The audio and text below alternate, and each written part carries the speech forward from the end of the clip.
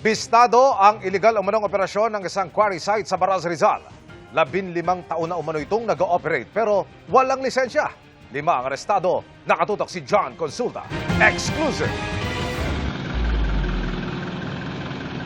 Sa surveillance video ng Rizal District Office ng National Bureau of Investigation o NBI, kita ang aktwal na pagkakarga ng backhoe ng lupa at bato sa isang truck sa isang quarry site sa Baras, Rizal.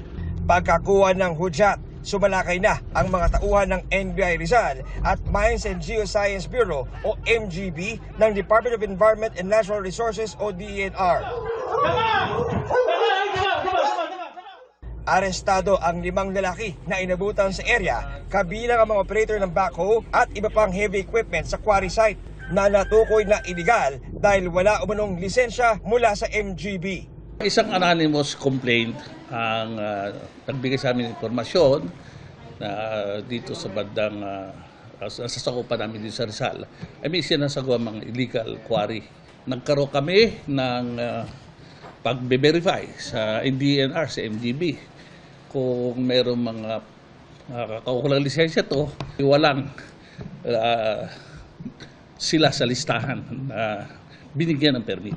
Ayon pa sa NBI, 15 taon nang nag-ooperate ang illegal quarry, kaya umabot na sa ekta-ektarya ang lawak ng pinsala na maaari umanong mag-ambag sa mga landslide at baha ngayong tag-ulan.